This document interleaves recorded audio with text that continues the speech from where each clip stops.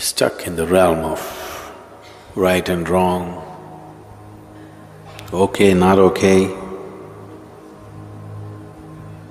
liking and disliking, will never know the texture of love. Rumi is a lover. He's talking a language which doesn't belong to right and wrong. Rumi is talking about a field or a realm beyond right and wrong, which if he works up his love, when it becomes intense enough, once in a way he gets to that realm or that field that he's talking about.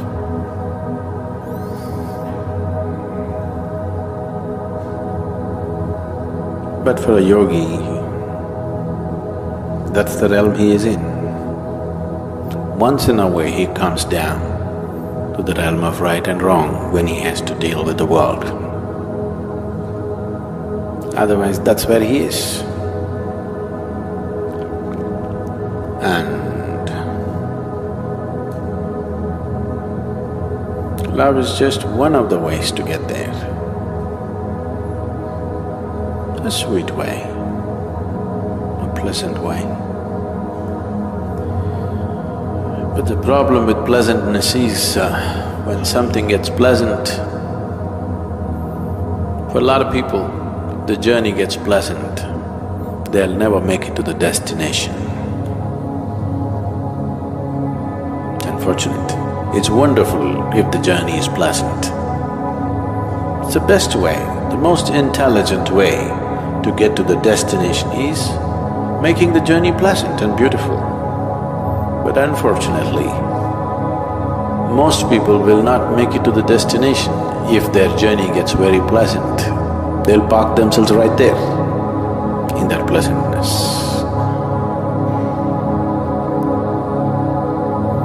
Once you start distinguishing between pleasantness and unpleasantness, how can you escape right and wrong?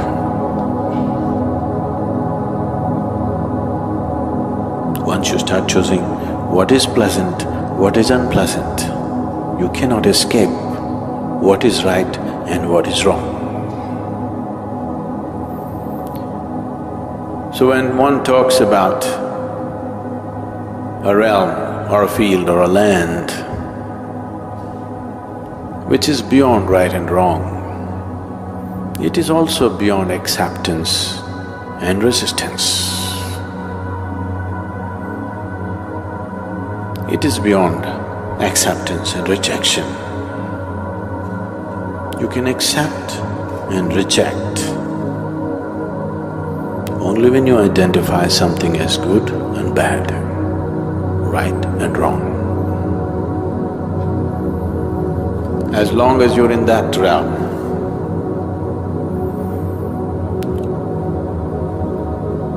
you will enjoy likes and dislikes. If you are placed in that which you consider as good, you'll enjoy that. If you are placed in that which you consider as bad, you will suffer that. In this state, this generally, here in this culture, we just dismiss this as rajas. Rajasic means like and dislike, pleasantness and unpleasantness, right and wrong, all these things. This state is very important for conducting the affairs of the world. But if you want to rule the inner kingdom, this is no good. If you want to be some kind of a boss, some kind of a king in this world, you must know what's right and wrong. You must know what's good and bad. If you can't discriminate, you cannot rule this world. But if you want to be a king of the inner world, then if you are in this right and wrong, you will never get there. That will not be your realm. You can think, you can emote, because thoughts and emotions belong to this. The moment you think, you cannot think beyond right and wrong.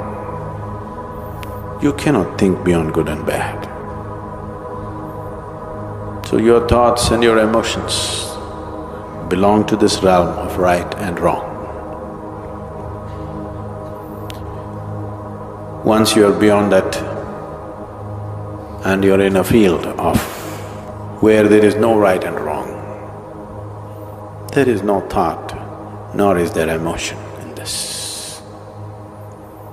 Oh, is life barren? No thought, no emotion. Is life barren? No.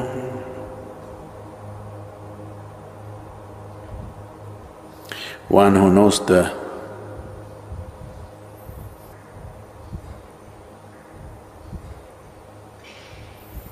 boundless ecstasy of nothingness, for him the taste of thought and emotion is very puny.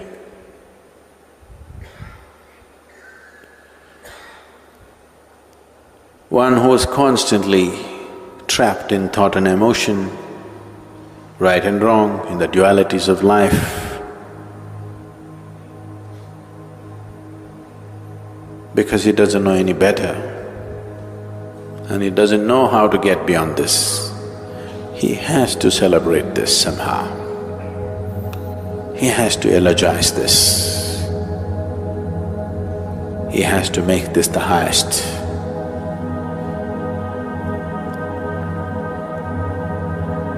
Most of the world, most of humanity constantly goes about eulogizing as to what is good and what is bad, good qualities, bad qualities. This is what is loved and respected and acknowledged in the world. Simply sitting here, called stupid, no good. Once there is no right and wrong, it is not only that there is no thought and emotion, there is also not much room for action. If action comes, it comes only as a response to what's around. Because the need for action is completely gone in that person.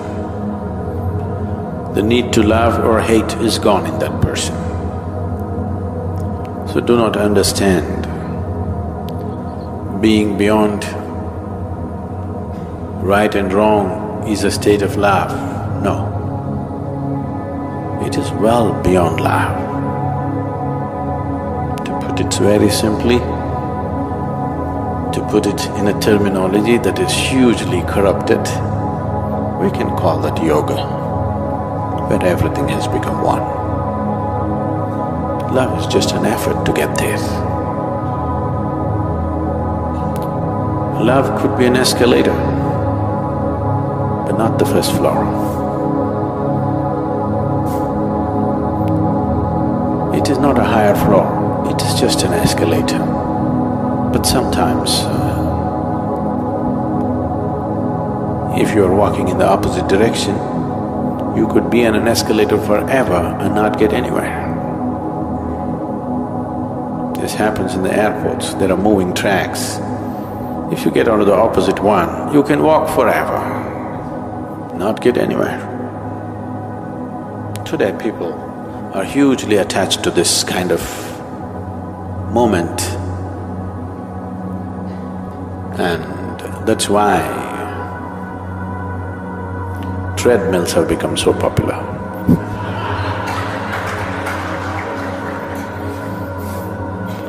You can walk forever, run forever, not getting anywhere.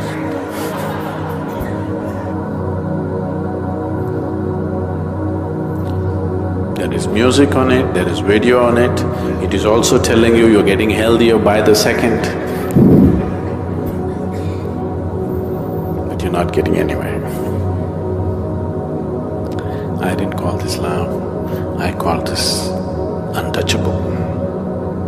Untouchable either means you're unwilling to touch it or you cannot touch it. You're incapable of touching it. There is a land that is beyond right and wrong.